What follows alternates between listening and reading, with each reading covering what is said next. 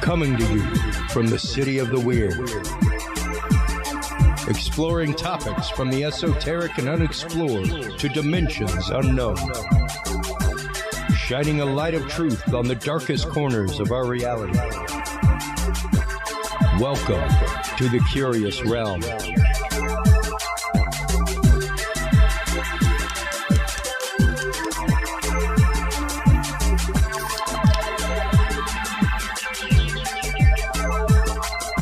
Well, hello everybody. How you doing? My, it's been a long time since I've been here in my beloved studio. It is so nice to be back from the road. Right at 30 straight days on the road for work and speaking at the amazing Comic Palooza this last weekend.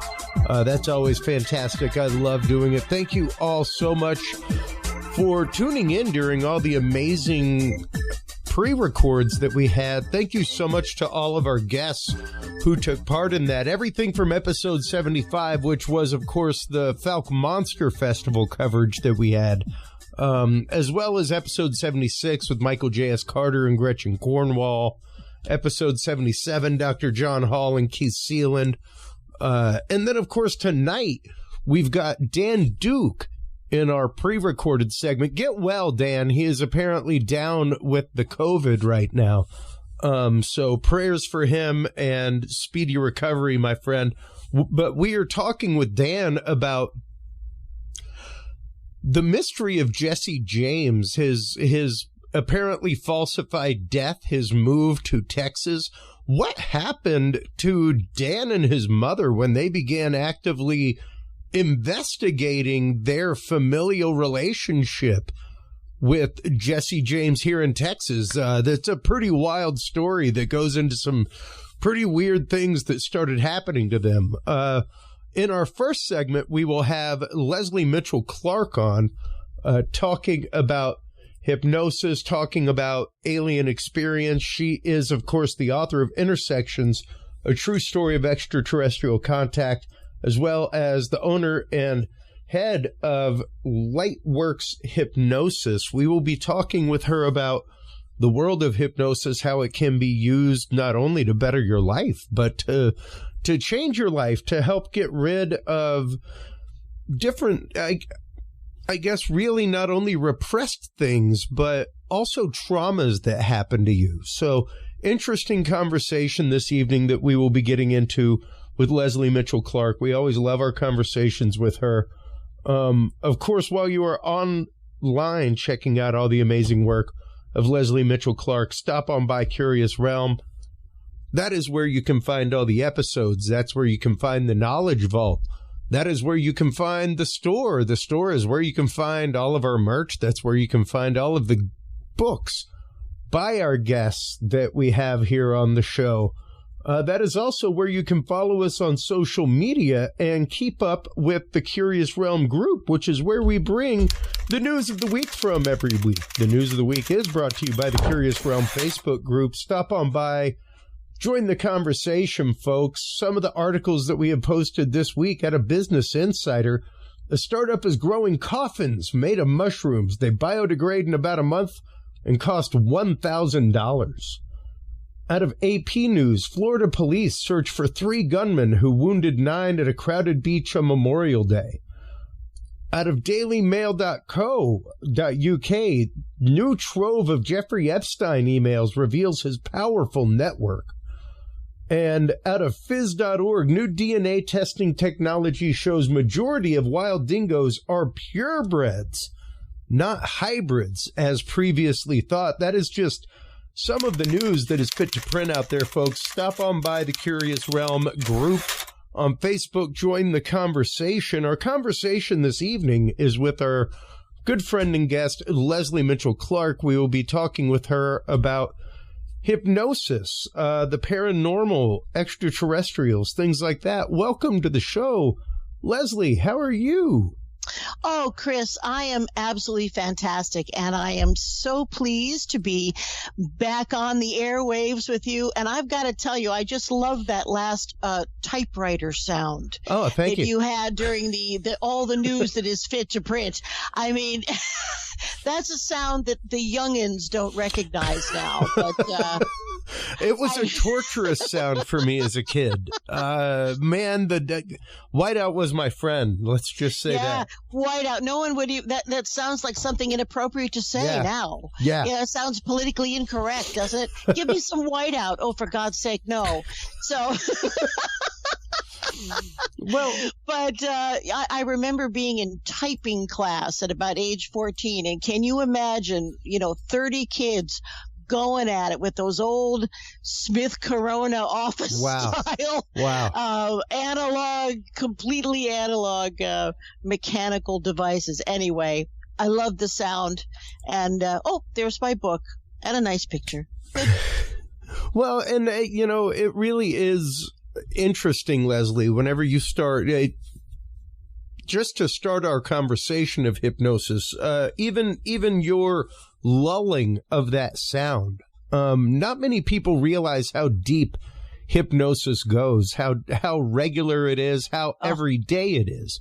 Even the idea of that sound mulling up so many feelings for you in and of itself is similar to the state of hypnosis. Well, it's a light state of hypnosis. Really, Chris, most of us are walking around in a light state of hypnosis most of the time. And, as it was discovered in the more modern era of hypnosis that repetition was one of the big keys to embedding, messages in the subconscious mind. So, indeed, advertising, pummels you. And, after you hear an ad 40 times, you're going to go out and buy that $9.99 piece of plastic or whatever, whatever it happens to be. But I do think that we all have a kind of a synesthesia. Now, science has said that they've picked out people who have it in exceptional degrees, and it does indeed seem rare when, people hear music and they see colors, and that's what I'm talking about. It's a kind of a mashup of the senses. But in fact, that's how we perceive what we call reality. And those are the kinds of things. Smells are really, I'm sure you've experienced that yourself, where you'll go into a place and say, oh gosh, it smells like my grandmother's kitchen or something like that. Oh yeah. Smells are probably the most evocative, and these smells are simply, transferred by chemical interactions into memory centers of our brain, and they are there to resonate, and they resonate in the subconscious mind. So, yes, we are all in a light state of hypnosis all of the time, and there are individuals who have taken advantage of that. Oh, most definitely, and have even fully contributed to that, Lesley. We have to remember that we ourselves are fully. It begins with consent, and our consent to the system, our consent to whether it's something of ease, whether it's something once again the repetitiveness. Makes something a rote habit, makes something to where you don't really have to think about it to make it happen. Indeed. And once you believe something, both subconsciously and consciously, it will manifest. It will manifest. That's science. I don't consider that any really esoteric knowledge. That is a known thing. People can manifest illnesses. We usually see it, we recognize it more readily maybe in the negative, like, Munchausen by proxy syndrome or something of that nature. But we are capable of manifesting incredible things. In fact, I would go so far to say is that, the mind manifests reality reality does not manifest the mind. It is, we've been thinking of it in that we are more or less pinioned by our physical conditions that we can see in one little part of the spectrum, if you know what I mean. Yeah, most definitely. And we tend to pigeonhole ourselves incredibly. We tend to pigeonhole our thoughts. We tend to really distill things down. And as I've begun to point out to a lot of people in the world, unfortunately, a distillative mentality, the only thing that comes from any distillation process is volatile content. That's it. It when you get to that distillation mentality, instead of learning to see the forest and the trees, you can really start setting yourself up for, that monotonous mentality, which puts you into almost a state of hypnosis where other things just kind of bounce off your brain. Well, I think that's why we have a lot of substance abuse too. There's a kind of a kind of a global ennui, and people are looking for stimulation in, I will just say temporary places. I'm not going to put a value judgment on people's experimentations, whether it's wrong or right, but I don't think a narcotic stimulation is sustainable. Or should be sustainable for your health. So, but there are people who are adepts. I mean, they're just people like you and I who have a meditation discipline who can even play with time. They can extend it. They can, because time is plastic and subjective. It is like gravity. In fact, gravity is an aspect of space-time. I know that Einstein was exploring that near the end of his life. And we don't even really understand gravity. But I do believe that it is in some type of relationship with space-time, which is why our visitors, our progenitors, our friends, our galactic neighbors, are able to use craft that seem to defy our natural laws of gravity. But in fact, they're only using natural laws to create a different effect. Oh, yeah, most definitely. And to look at that even now amongst what has been declassified, what has come out in even the questions to the Senate panels, everything else, it's leaps and bounds. It's pretty well not even to question that what we have seen and what has been disclosed to us is not that it's not known technology or not terrestrial, but my God, how did they get there? How did they get to that point without us knowing? And what got them to that point, which is, I think, where we start getting into that either otherworldly or time-shifted technology that, as good people like Kathleen Marden talk about, how put off the concept of the reason why 3 people in a group can see it and the other 2 can't is because those 3 people are specifically shifted into that vibrational state. Yes, that is a very important thing to remember. But we all have the ability to shift in. Oh, sure. To perception. It's just that, it's just like musical ability. Yeah. Some people, and I have long maintained that the one commonality amongst the individuals that I work with who have had experiences or are ongoing experiencers or have been in the secret space program or what have you, the great coalescing bubble around these people is psychic ability. And I simply think that in many, many cases, the beings that we work with that care about us, that are involved, that maybe have contributed DNA or what have you, they're not as densely physical as we are a lot of the time. And they have come to completely rely on telepathy, or they use telepathy. They can speak, I believe, because they do speak when necessary, especially the more humanoid ones that are obviously related to us. But it is a universe of telepathy. And so people who can do it more easily, I think, are followed in family lines, and sometimes taken and tested as infants. I mean, it's a whole thing. And, it reminds me of, say, you're Jane Goodall and you're out in the middle of Africa and you come across a bipedal hominid kind of being where 5 of them in their whole tribe, have a human like epiglottis and can form words. Well, wouldn't you spend your time working with those beings with whom you could communicate most easily? Yeah.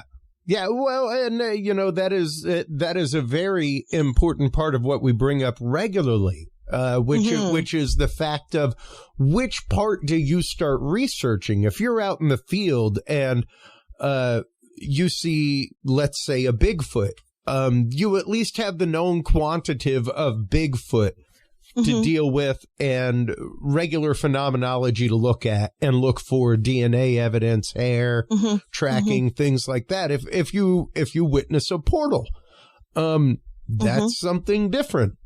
Now you witness both at the same time. Oh yeah. You are talking about a very, very slim. I mean, you were already talking a very slim to none chance of any kind of evidence being able to be garnered, despite witness testimony. Yes. Which that's where I want us to start getting into the deep conversation here, Lesley, of hypnosis and recovery, because there are many, many cases out there now. I don't think that there are as many in the past of the shared phenomenological instance, like I saw a UFO and then there was a Bigfoot. Yeah. Yeah. Well, I think that we're talking about a certain amount of interdimensionality here. Okay. And it's my feeling, especially from a very good friend of mine, Mike Patterson, is the founder of Sasquatch Ontario, and he has some of the most compelling evidence in the form of vocalizations and other evidence. It's quite something. But absolutely, I feel that these beings are native to Mother Earth, but they are also very special beings, and they are interdimensional because people have actually seen them going through portals and coming out. And, it makes a tremendous amount of sense to me. Now, that's also the case of extraterrestrial beings. They can open vortices. Sometimes they can open them. And I know there's been quite a bit of talk lately about the work that Grant Cameron and other individuals are doing at Mount Shasta. And they use the term, do they call it a Zendra?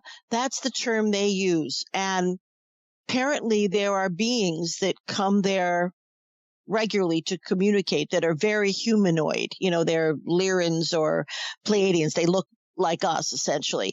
And as a way to get us used to traveling in this way, they will come in on demand. Well, I don't want to say on demand is a terrible way but at request and at a pre-designated time that is communicated psychically to the members of one of these groups that does this work. They will create a Zendra, which looks kind of like, or the way they present it, like a translucent box of some sort. And Grant Cameron explained that they can get like 30 people in there just to experience the feeling of the Zendra. And that's what's going on right now at Mount Shasta. There has been some incredible work done, especially in the field of CE5, in the field of shared experience in that way, called experience. And once again, I believe that is the fact of, as Hal Puthoff said it in the speech that I literally saw him deliver, it's the fact of the gentleman was able to pass through the skin of the craft because he vibrated at the same vibration. Yes. That's how it works. And this can happen, temporarily when people are taken, as you know, especially as children, where they talk about flying through the roof or going out the closed window. It is entirely possible for the vibrational level of our cells to be adjusted so that we can slip through denser matter. And that is a real thing. Oh, absolutely. And, it's not that incredibly hard to look at it and see that, yes, two steps beyond, if you can get to the point of vibrating your molecules fast enough, yes, you will act like the Flash. If you can match the vibrational frequency of a wall, you will pass right through that wall. That's science. That's known. That's known physics. And now you were asking about trauma. And one thing I will say, and this is, I really want your listeners to take this in so that we dispel fear. The vast majority of encounters that people come to me about or relate to me are positive and mind-opening and sometimes healing. The vast majority. Now, that isn't to say that there haven't been horrific things that have happened. And I will have to reference, that to the Zeta Reticulites and the Truman Agreement. There was an agreement made by Truman, which later is known as the Eisenhower Agreement, in which they, in exchange for technology, those presidents agreed to allow the Zeta Reticulites, who are from a binary star system. They're the same guys with Betty and Barney Hill, those guys. And they would allow them to take genetic material they could no longer reproduce. Now, it was very misleading because not only they abducted many, many people and used them as incubators, took their ova, took their sperm. And these are very disturbing, awful experiences. And, but the good news, if I could say there's good news, the good news is that they were limited to a certain time period, and the Zeta Reticulites obeyed the agreement and stopped these experiments after a certain period of time. So if I am working with someone this day and age now who has had experiences like that, this is going to be a fairly senior person. And I don't encounter that very often. But most experiences are positive. And I will also say that the worst possible things that I have ever heard about being done to human beings have happened under the auspices of our secret space program. And the various guises that it appears in. But the worst things that I've heard are in these combined programs that we don't know anything about, who operate autonomously and who have a black budget and are now, essentially running the show when the complete process is unelected.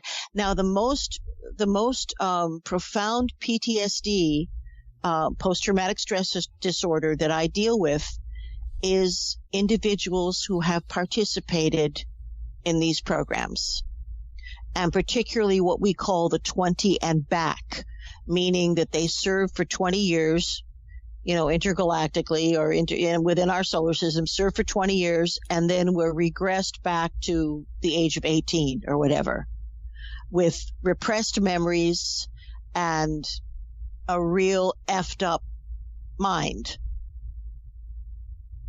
So that is and the governments, our Canadian government even admitted that they were involved in some very shady military stuff at the University of Montreal, where they were using mind-bending techniques and giving them, LSD and blah, blah, blah. Oh, so they were fully cooperative with the U.S. government when it came to MK Ultra, when it came to numerous programs. Yes. And the survivors of these programs have sustained psychological and sometimes physiological damage that we can't completely understand. They used trauma to teach young cadets how to bilocate. I have heard things that, well, the worst things I've ever heard have come from humans dealing with other humans. So we have a lot of work to do before we're going to be accepted into, Gene Roddenberry's United Federation of Planets. And I do actually believe that there is an organization like that. And we are just, we're just still mucking about. And I think there's a prime directive where the advanced beings can only help us so much. And we have to do our own work. And imagine, we have racism and sexism. We can't even get along amongst ourselves. Yeah. Can you imagine? The Corey Good. Yes. Can you imagine, what, they think we're a high risk. Yes. And this is a case that I find very interesting. I can't not bring it up. I can't not talk about it. There would be people in my audience who would be very upset, because I was very upset when I found out about this. I know. One of it's not even a dirty secret or anything, but one of the things that I have done in my past is I was a former on-air producer for Alex Jones. Now, say what you want, folks, believe what you want. However, the man has to be held actionable for his words.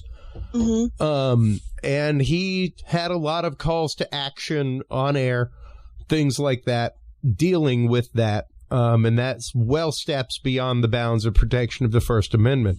Mm-hmm. That is not covering things as the news. Now, Corey Good, come to find out now, as you were mentioning, secret space program, not denying that it exists, not denying that any of that is real. However, the case of Corey Good and the way he put it out, not real. He actively came out and said that in depositions. He has actively come out and said that in video deposition that we have played on this show. There was a good 8 hours of that where he literally called the other people who at least say that the blue avians, things like that he talked about, that were his meditation guides that he made up. Like, if they're saying they saw that, they are delusional. They're delusional people. Mm-hmm. And Corey, I'm not saying they're not. My question to you, much like for Alex, would be, at what point do you stop spoon feeding the delusion?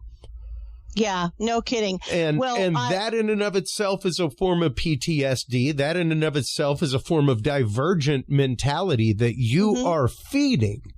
Mm-hmm. And can truly lead into, with some people, divergent mentalities, divergent personalities, all kinds of things.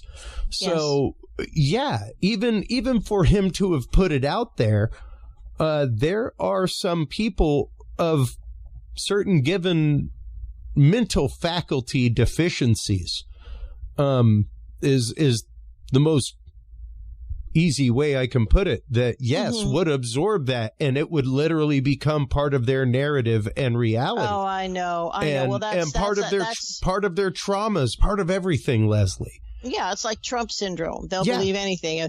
Well, I think that I knew quite a bit of stuff about Corey Good before it came out in this way. Plus, I hate to say this, I hate to say it, but I just never believed him. There was quite a bit that was tough pill to swallow, and once again, it was tough. It was tough, and then Chris, in all of these years that I've been doing this work with experiencers, 20 plus years, I had never heard not one of my people talk about blue avians. Yeah. Not once. Now, I'm not saying that this is a endlessly creative universe. I'm not saying that these beings couldn't exist. Sure. I'm just saying that in the trenches here, in working with recovered memory, I have never heard a reference to these beings. And then there was also a little funny thing that happened before all this came out, where he got into a big stink with somebody. He was trying to copyright. What was it? He was secret space program. All of that is what the whole all that stuff. The whole rigmarole is about. Yeah. And that started quite a while ago. So I just kind of the experiencer that I feel has the most credibility has got to be Captain Randy Kramer. And, I've interviewed him a number of times, and, his story is always consistent, and it's fascinating. If you've never had him on the show, I'm sure you would enjoy speaking to him. I would love to have him on. Oh, God, I'll give you his contact info. Please. He's so practical and kind of matter of fact and just so honest. He has tremendous credibility with me. Plus, he's also, taken he's passed through his PTSD thing, and he's a big, into meditation, what have you, but he's also teaching.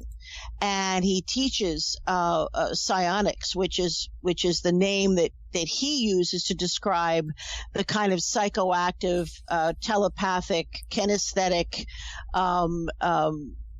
skills that are taught in the secret space program. Interesting. So there's I'll make sure to give you his contact info. Yeah, because, that would be great, because once again, there's there were claims for years prior to Corey Good. I mean, the work of Dr. Mike Sulla has been out there for a long time. Oh yeah, all sorts of things. So absolutely, and we can even go back to we could go back to Valiant Thor in the 60s. There was a. For those of your listeners who may not be aware, he was an individual. I believe he was claimed to be Venusian, but he looked like your regular insurance salesman kind of guy. And he came to he greeted, he was accepted in the U.S. government. And this, I believe, was during the Eisenhower period. I think, oh God help me, I believe it is. Anyway, he got frustrated. He was here for 3 years and couldn't make any headway in ecological. They were offering us ecological technology, 0 point energy, all kinds of things that would have prevented the destruction of the earth that has happened since the 50s, coal mining, all of that shite. So, and he just got frustrated, said, look, so I now think that, look, there you have it. There he is. There's Valiant Thor. Yeah.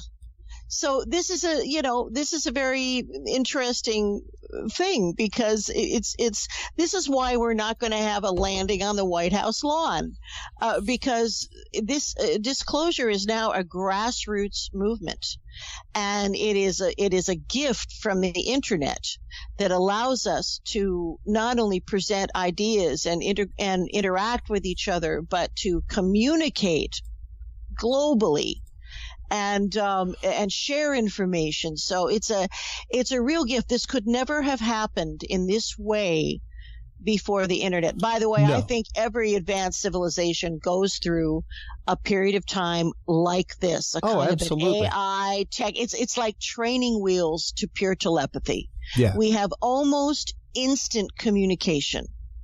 Yeah. But, it's technology, but it's technology with training wheels. So.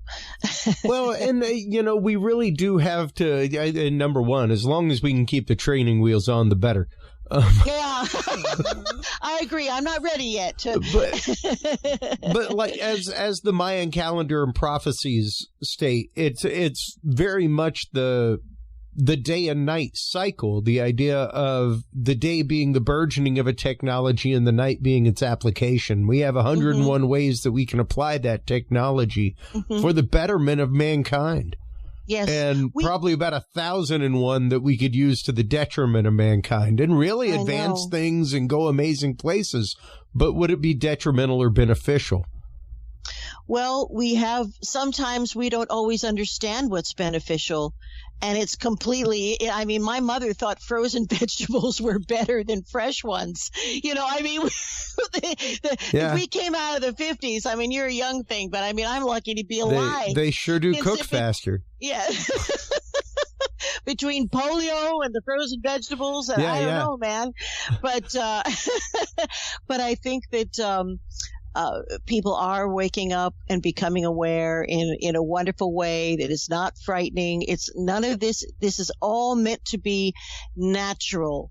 And, I have to wonder because I have to wonder because this, one of the things about planet Earth I think is so interesting, and maybe it's one of the reasons why the ETs are so interested in us, is because we have such a diversity of development amongst bipedal, Homo sapiens sapiens. We have, we've got Charles Manson and we've got Hitler, and then we've got, we've got Evolve, we've got Mother Teresa. I mean, we have a huge spectrum of development. Yeah. And I often think they talk about moving into the fourth or the fifth dimension. Do we all go? How does that work?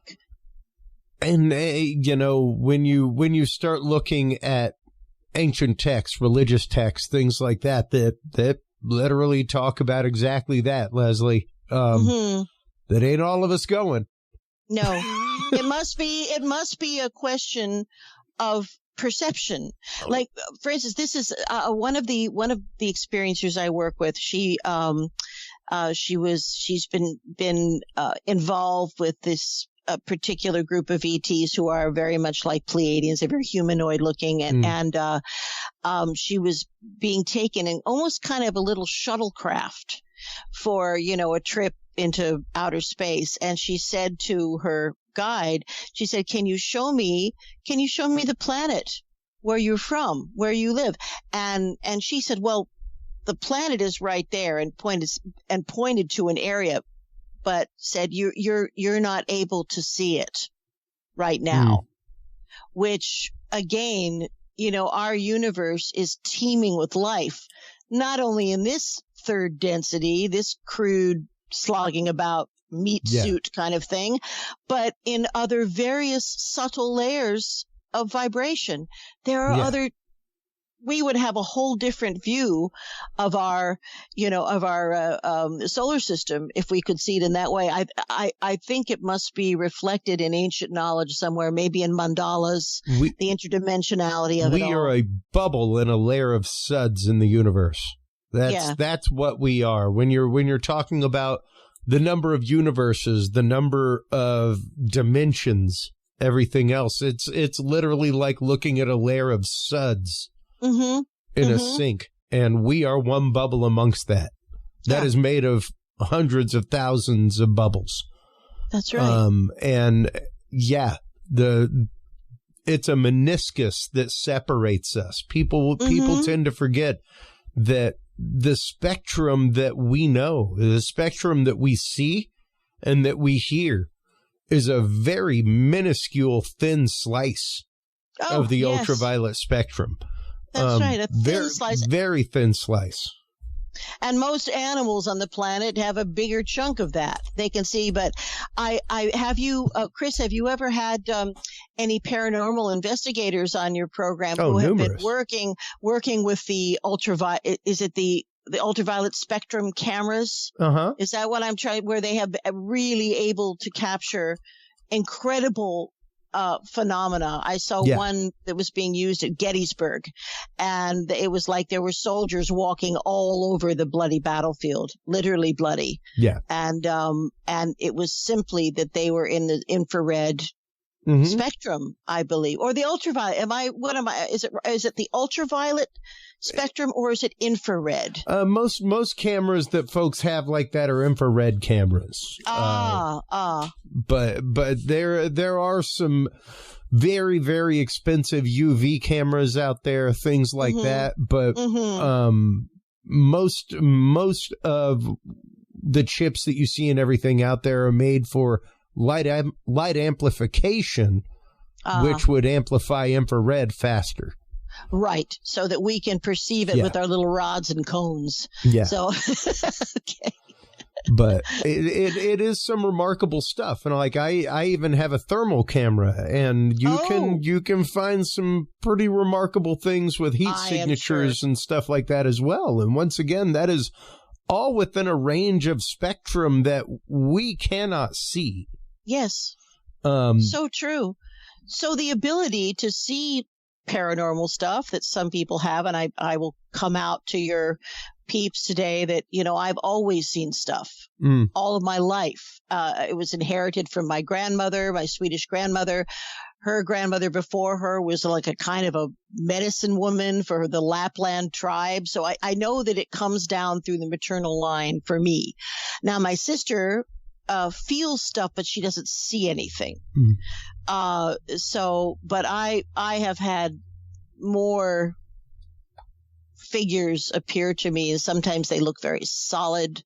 Sometimes they are, as Dan Aykroyd would say, free repeaters. Sometimes they're merely imprints on the atmosphere, and there's no consciousness there. It's just like watching a movie, So because I think we can imprint things in that way on the atmosphere.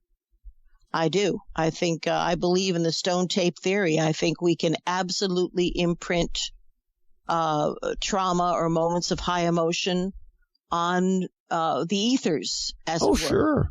Sure, absolutely. And that is one of the concepts that I brought up numerous times, even when you're talking about it, investigating a, quote, known location, and going in an amped state of mind. Yeah. You could, just like Hal Puthoff put forward so many decades ago in his first work that led to the ideas of remote viewing, the idea that the scientist at home thinking about his experiment is adversely affecting his experiment. Yeah. You could be adversely affecting your clean space as you walk in for that paranormal investigation, just by thinking about, what am I going to do on that paranormal investigation? Yeah. What might I catch? Yeah.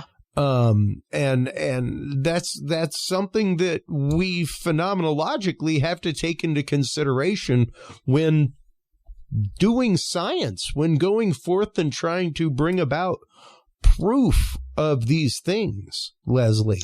Yes. It is, and technology is only helping. I mean, look at look at the We Connect technology now. Yeah. It's using to perceive spirit forms, and it's a visual representation, and of course all of the various like lexicon based gadgets that we have, where the discarnate entities can actually use a dictionary and communicate. So we're and of course in the areas of our completely wrong ideas about history, we have the completely twisted up, stupid timeline. Now we have LiDAR, and we're able to pinpoint and investigate huge structures that were never seen before, that were hidden by the jungle. So we are curious people. I think that's one thing, there was a whole Star Trek episode about that, wasn't there, where they, we are so curious, and there's nothing stopping us now. Technology is a tremendous help. And even in mainstream media, even without subscription television, if you look at the amount of programming that is metaphysically and ufology wise focused, yes, it's huge. When I was a kid, what did we have? We had the Twilight Zone. Well, that was it. That is quite literally a topic that we have discussed with numerous people. The idea of that soft disclosure concept, the idea of, yes, preparing the mind and people for, the technology came from somewhere, folks, but we've got to put it on a shelf. Yeah. It's the only way that you're going to make the billions in black budget funds that were diverted to reverse engineer the technology actively pay off. So in order to do that, you've got to prepare people. You have to get them used to the concept, even people that may not have been considering the concept. And the more every day you make it, the more water cooler talk there is about it, the more discussion around a Thanksgiving turkey of, man, do you see that crazy show that's out there now? Yeah. The easier it is to swallow, literally. Indeed, that's absolutely true. So the disclosure movement is a grassroots movement utilizing new media primarily, but also straight ahead accepted media. Yeah. And people are opening their minds.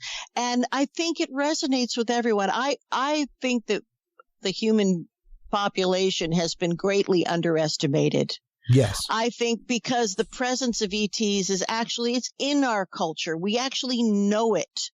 And there are some individuals on this planet who could probably trace their ancestry all the way back to the Anunnaki, beings with O negative blood and this, that, and the other. I mean, they physically interacted with us. A number of races did, I believe.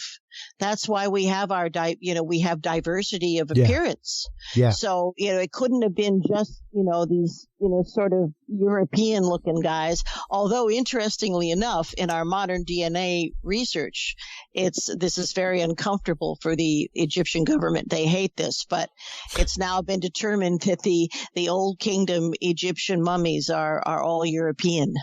Oh, wow. Yeah, and you've seen pictures of the red hair. You've seen pictures of this, but apparently, they are European. They are not Semitic. They are not Arabic. They are not Egyptian. Interesting. Yeah. Wow. And there's going to be a lot more DNA revelations to come, I'm sure, once we understand it better and we have the technology to take a micro pin worth of DNA and get a whole picture.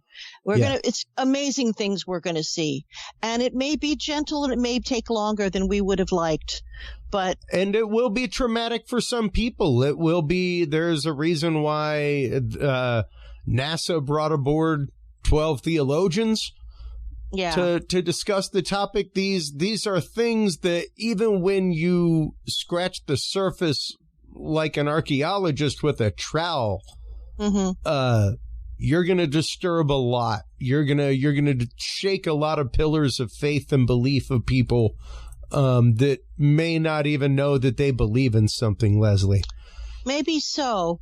But, even the Pope has come out and said, and those are... They came out a while back and said that any existence of aliens would not change the salvific grace. It would not change sufficient grace within the soul of mankind, that there is nothing within Catholic teaching that would be separated should that become the truth. Yeah. So that's, there is progress. I think, unfortunately, we will always deal with the fear factor and we will always deal with the lack of education.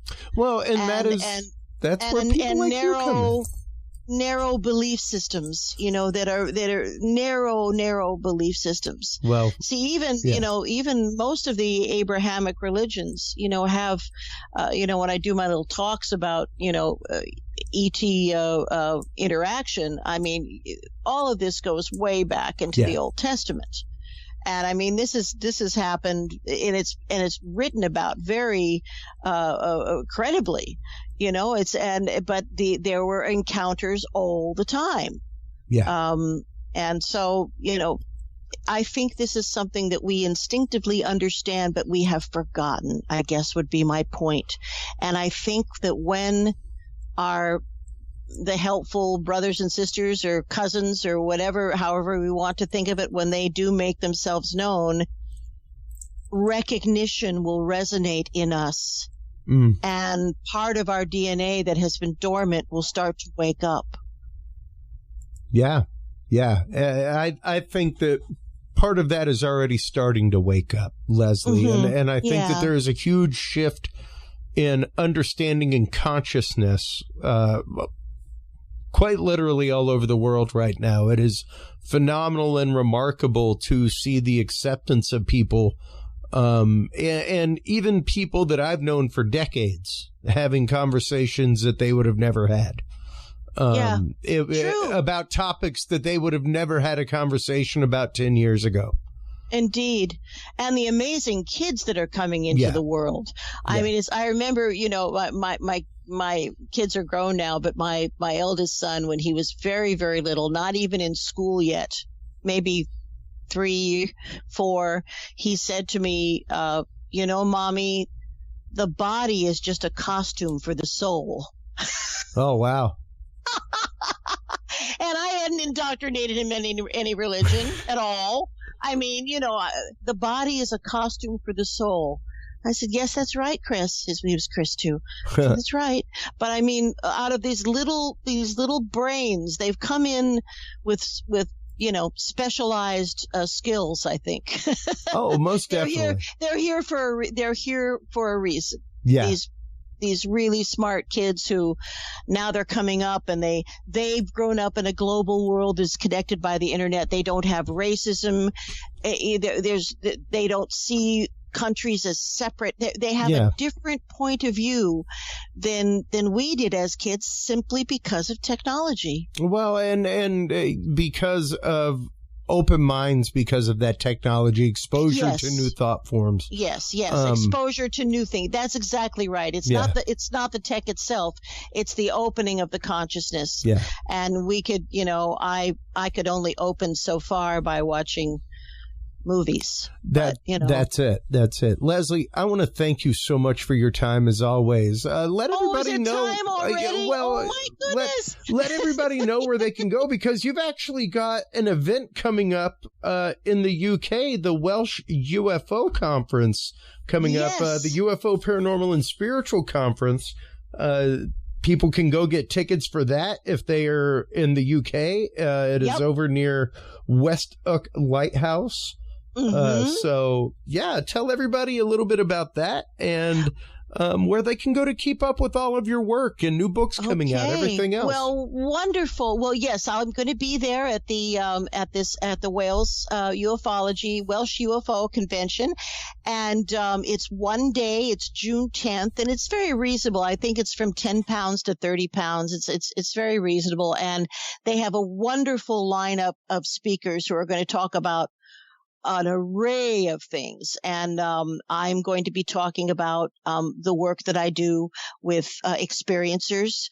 And I hope you can come. And anybody from your listening audience who happens to be there on June 10th, who says the name of your show, Chris, I will give you a free book. A free copy of Intersections. You cannot beat that, folks. It is actually an amazing book. That is what we had you on about the first time you were on. Oh, yes. Yeah. Well, we've got coming up in the pipeline, I'm beginning work on the follow-up to this, really, which I'm calling Midwives of Disclosure.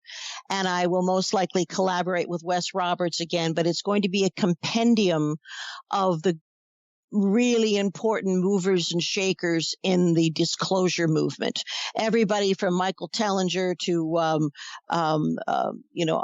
just a whole lineup of who's who. Kathy Marden, I'll get her. Fantastic. And so I'm hoping that will be of appeal for anybody who's interested in this subject. So anyway, there you go. And if you want to, if anyone out there would like to reach me directly, I always return emails. If you just have a question, or what have you, you can email me at Lesley@lightworkhypnosis.com, or on my website, lightworkhypnosis.com. There's a form there that's very easy and user-friendly, and you can just fill that out, and I'll get that. And you can find me on Facebook as Lesley Mitchell-Clarke or Lightwork Hypnosis. And you can also find me on Facebook as our, O-U-R, Our Contact TV. I've had a podcast for, I don't know, about 20 years or so. And it's a lot of fun. One of these days, you're going to have to step out of the chair there and come be my guest. Anytime. I would love to. That would be fantastic. Oh, marvelous. We'll make that happen. Yeah, most definitely.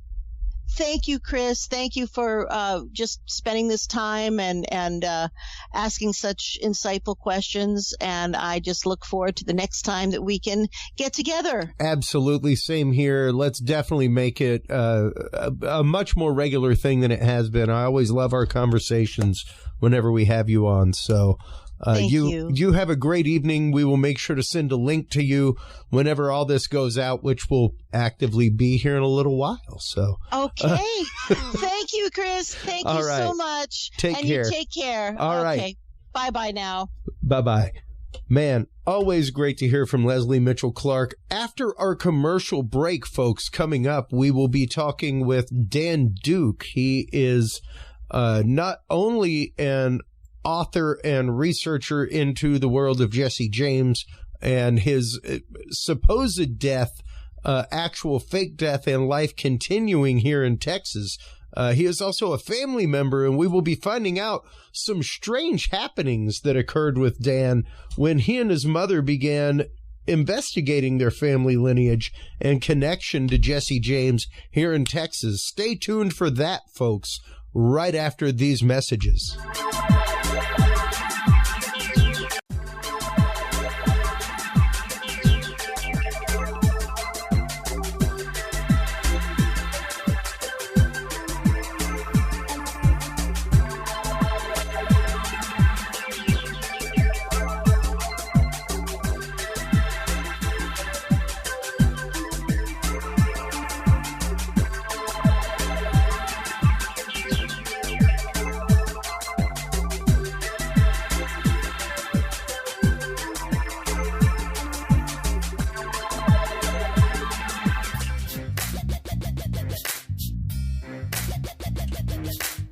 With the rise in attention to the health benefits of cannabis and cannabinoids, including CBD, True Hemp Science has become one of the premier providers of full-spectrum CBD and CBD-related products. Using a proprietary spagyric process, True Hemp Science extracts maximum benefit from the whole hemp plant. Buds, leaves, stems, seeds, even roots. Every part of the plant is used and then reused to formulate a rich, complex profile of CBD, CBD derivatives, and terpenes guaranteed to provide the relief and benefits you need daily. Visit TrueHempScience.com to experience the best CBD oils, edibles, and topicals on the market today. And use code CURIOUS7 to save 7% off your entire purchase of $50 or more and get 2 25 milligram CBD cookies or brownies free. That website again is TrueHempScience.com and the code is CURIOUS7.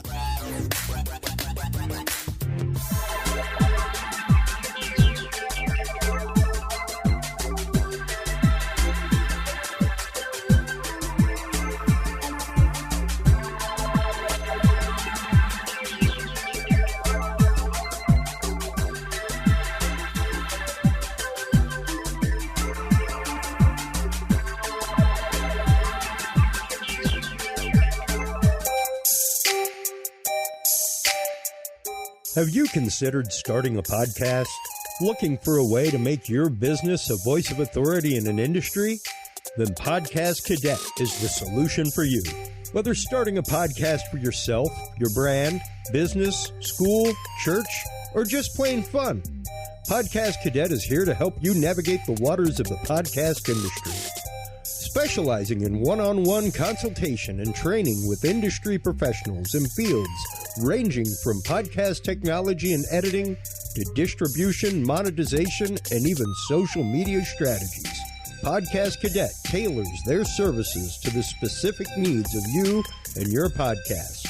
Do you already have a podcast and trying to find ways to engage and grow your audience? Sign up for your Podcast Cadet audit today and let us help you explore new and exciting ways to leverage your content and elevate your podcast brand to whole new levels. From consultational workshops to affordable podcast production and maintenance packages, Podcast Cadet is your one-stop shop for everything podcast related on the internet. Visit podcastcadet.com today to sign up for your consultation or training and use code CURIOUS20 to save 20% off your entire purchase. That website again is podcastcadet.com.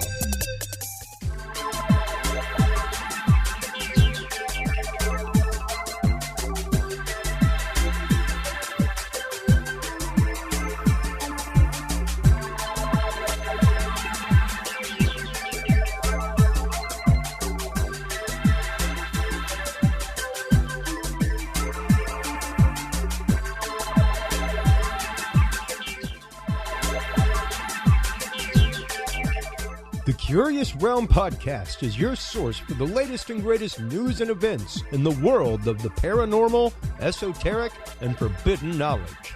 And there's no better way to spark the conversation than with items from the Curious Realm store. Choose from fan favorites like hoodies, mouse pads, coffee mugs, and more. Buy books and items from your favorite Curious Realm guests. Get your hands on the latest gear for paranormal investigations and experiments we discuss on the show. Open your web browser and stop on by the Curious Realm store at curiousrealm.com/store to buy the latest Curious Realm wear and out-of-this-world gifts for yourself, your family, or a mind that you want to open. That website again is curiousrealm.com/store.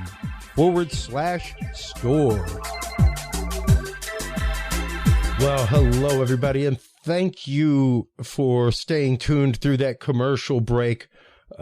We are so thankful to all of our sponsors, especially True Hemp Science. We love True Hemp Science. Chris Lynch comes on the show occasionally. Whenever I get back from all these pre-recorded episodes, I've talked to him about coming in the studio. He has some fantastic new gummies out there. Stop on by and check them out. TrueHempScience.com is the website. Curious7 is the code that you want to use to save 7%. But right there, the Moon Dust gummies. Man, I am telling you, those are incredible. Stop on by and check them out, folks. I have used them. I found Chris at a farmer's market here in Austin, and we struck up a conversation. I'd been trying to get my mother. My doctor had recommended me try CBD for my travel anxiety, and I had such a success with it that I wanted to try some for my mother. And I found Chris, and I was like, oh, give your stuff a shot. Hands down the best stuff I've ever tried across the country from any dispensary. So check them out, folks. TrueHempScience.com. Curious7 is the code that you want to use. Our guest in this segment is the amazing Daniel Duke. He is the author of Secret History of the Wild West, Outlaws, Secret Societies, and the Hidden Agenda of the Elites, as well as Jesse James and the Lost Templar Treasure. That is the copy that I have right here in my hand. Welcome back to the show, Daniel Duke. How are you doing? Thanks for having me on. I'm doing great. It's an honor to be on your show. Oh, man, it's an honor to have you back on the show. I'm sorry that we did not get to connect. Unfortunately, the event that I was going to be going to Marshall for ended up not happening this last year, the Bigfoot Film Festival. So I did not get to meet you in person, but now you live so much closer. So that opportunity is right up the road and mere beers away, my friend. That's true. So, sounds good to me. I'm happy to have you on tonight because coming up soon, we will be having our good friend Gretchen Cornwall, who is featured regularly on The Curse of Oak Island for her work in the world of Templar research, doing work into research into the Knights Templar in Europe and beyond. And your book, Jesse James and the Lost Templar Treasure, very interesting. Let's begin with, how did you become such a Jesse James fan and researcher, Dan? Well, it started with my late mother, Betty Dorsett Duke, and she spearheaded the research proving that Jesse didn't die as history stated. Traditional history claims that Jesse James was shot in the back of the head by one of his fellow gang members, Bob and Charlie Ford. And that was the end of Jesse in 1882. The facts are they didn't shoot Jesse. They shot Jesse's first cousin, Wood Height, who bore a strong resemblance to Jesse. Jesse was in Texas when it happened. And the wild thing, I wish my late mother could have seen it. She'd always said, wouldn't it be amazing if we could find a photograph showing Jesse at his funeral? Because there were legends that he attended his own funeral. And, we thought, yeah, that'd be amazing. It sounded like a pipe dream. And a few years, literally just a couple of years after my late mother passed, my sister found a photo, and it shows Jesse standing next to his mother, Zerelda James, and Frank down in the holding the casket up with their cousin Wood Height. Jesse was at his own funeral, and we have a photograph of it. That just blew me away. It blew us all away. I just wish my mom could have seen it. But that my late mother, she spearheaded the research. When it came to the treasure side of it, while she was doing the genealogy and with the DNA work and all of that, and working with forensic photograph experts, I would get a little extra time, and I would start trying to, I would work on the treasure maps that were passed down through the family. And that's where the first book came about.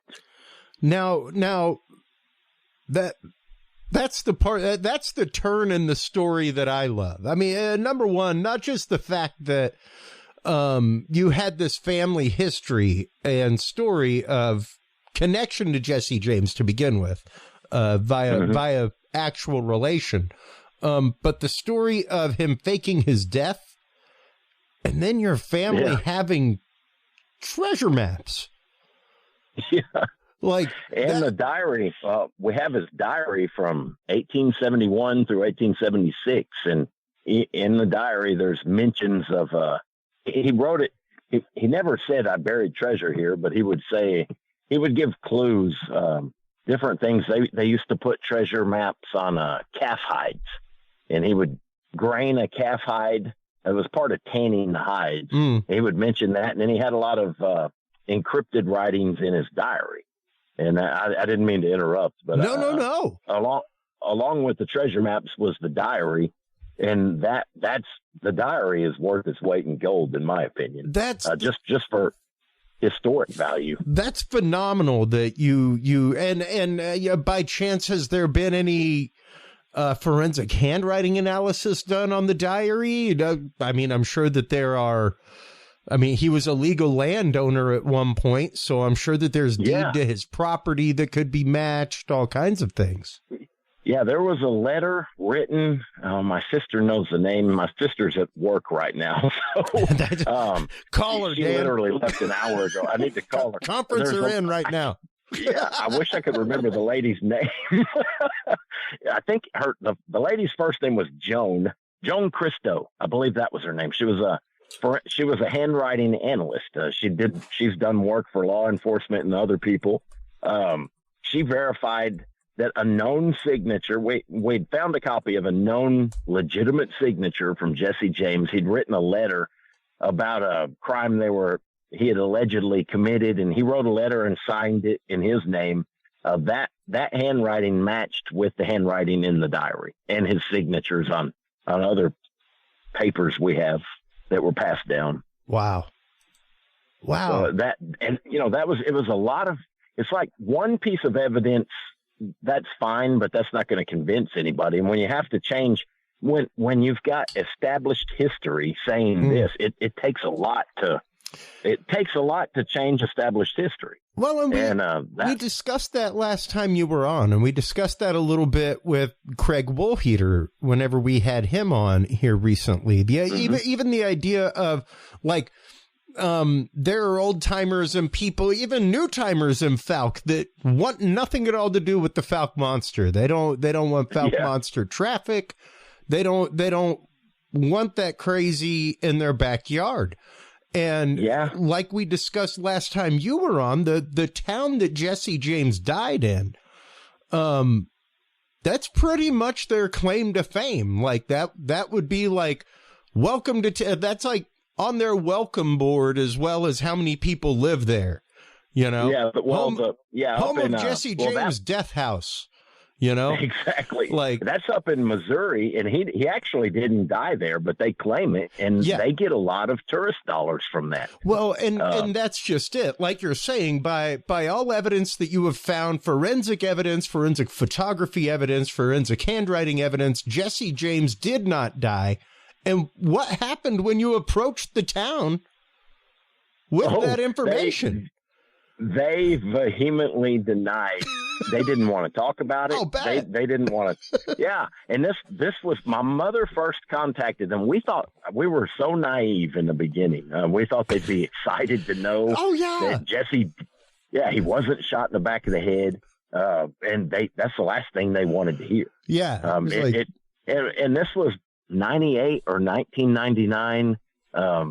Mom had called them. They hung up. I mean, it was a real quick, short answers, and it was good day, ma'am, and they hung up. Wow. And then it just got worse from there.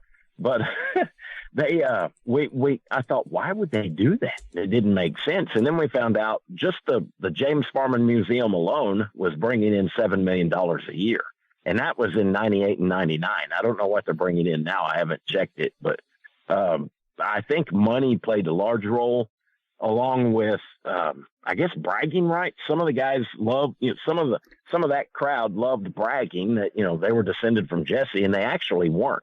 They were cousins, but they weren't descended from Jesse.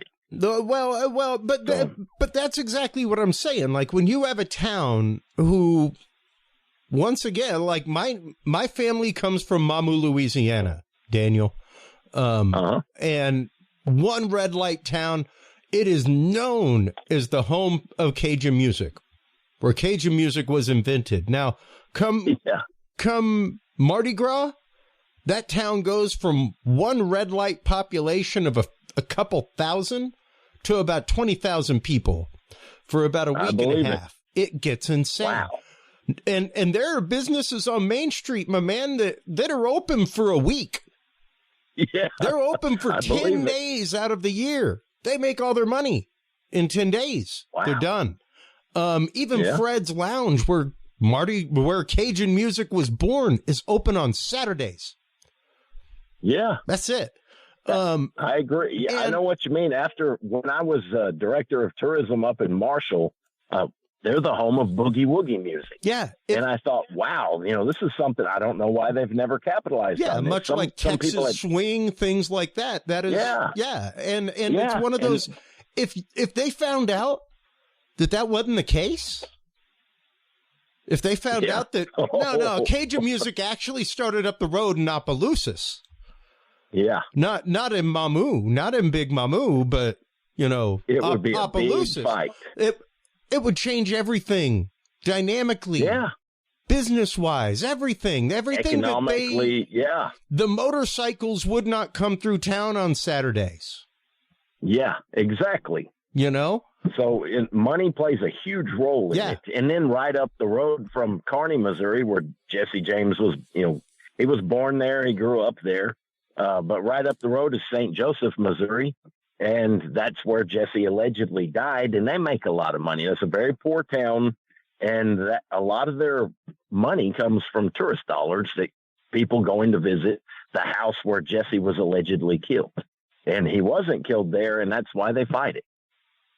Yeah, precisely. And, much like we talk about regularly on the show, whether you're talking Bigfoot, paranormal, UFO, UAP, there are researchers who've made their careers disproving. There are researchers that have made their careers with hypothesis and theory that is now being disproven by science. And what are you going to do? And we've run across people like that. You've got egos that get involved. It's their career has been based on a lie. Egos on top of that, it's the full gamut. All types of emotions and reasons fall into play for that. But when it comes down to it, they cannot argue the facts. And we've even got DNA proof, more DNA proof than traditional history has, showing that Mom is a definite relative of Jesse James.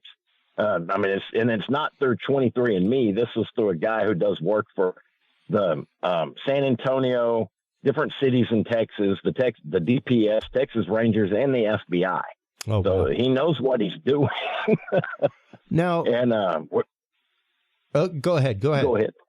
Oh, it's interesting watching their reaction. You can tell them, and this happened for years. Mom would try to, she would talk to him online, and it was usually through a forum like Gen Forum, which is owned, I think, by Ancestry.com now.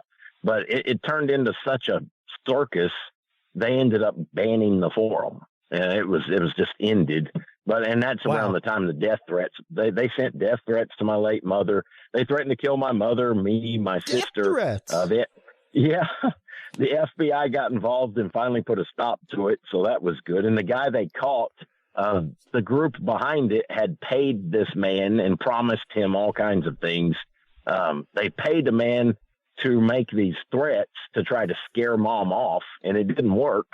But and then when he got caught, when the FBI knocked on his door, he named everybody involved, and he apologized to my late mother. But yeah, it got really weird. People honestly do not understand sometimes the depth to which some of these communities go. And the extreme to which some followers will go. Like you said, it's death threats, things like that. Yeah, it's like a cult mentality in a lot of ways. Wow. And I mean, just to speak to that, I want to say maybe it was on Rumble. In your last appearance, there was a gentleman that had a comment that was, "Oh, he's utterly wrong. You know, he's not related to Jesse James." I'm like, okay, I guess all that DNA evidence is just poof. Like, I don't know. Yeah. I've read the book. There's quite a compelling story here, and quite a decent heap of evidence comparatively to literally just colloquial accounts. Well, yeah, we've got the DNA evidence, and then we've got the photographic evidence, which has been verified by various unrelated, and we didn't pay for it either, which is another important thing. Texas Department of Public Safety Forensics Lab, they verified that our photos matched known photos of Jesse and his family members. Wow. The Austin Police Department Forensics Lab, they did the same thing, verified our photos. And then a group out of New Jersey, at the time they were called Visionics, then they were purchased by Identix or something like that.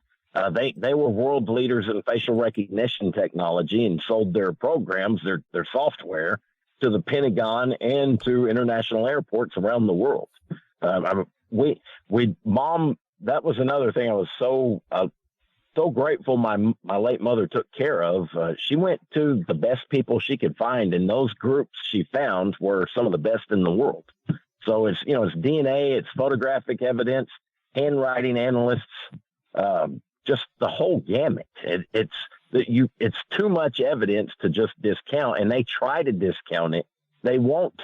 When they ask you a question and you answer it, their tactic online, especially online, they would ignore the answer and just keep asking the same questions, and it never made any sense. It got to where it was a waste of time. I told my mom, just talking to them, period, is a waste of time. Why bother with them? Just write the books.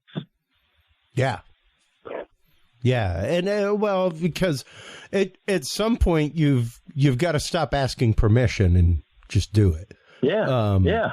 And it's one of those, it's a topic that it's not like making a documentary about somebody and possibly getting sued or anything like that. Like, even has the city that claims Jesse James' death or anything like that ever attempted suing you for your work, for your books, anything like that, for like defaming their city or, you know. Yeah, they never did that. Okay. I don't know. We expected it, but it never happened. And well, when you've got more evidence than they have, that's probably one of the main reasons it didn't happen. It's a little hard to refute it when you have it. And that's exactly what I brought up to the gentleman. I was like, feel free to go purchase his book. Which is exactly why they resorted to death threats. They couldn't win. They couldn't win fairly. They didn't have the evidence that we had. And I guess it frustrated them to a point they resorted to death threats. And, it's interesting to me that they would resort to death threats over that, but not for treasure maps. No. Yeah. That's true. Knowing from the books that you're holding treasure maps. Nobody made threat to like, hey, give me the maps or else, you know? Yeah. Well, and on the treasure maps, that first book I wrote, I'd mentioned, before it was published, I didn't know my publisher had contacted the Grandmaster of the Knights Templar, the current Grandmaster of the Knights Templar. And they asked, they contacted him, and he wrote a glowing endorsement of my book. And his endorsement of my book, I thought, my God, this ties in with, Masonry way back in the day. And he it was the best compliment I could have ever had. He wrote a glowing endorsement for my book and said that basically I had cracked part of the code dealing with the treasures from the temple in Jerusalem.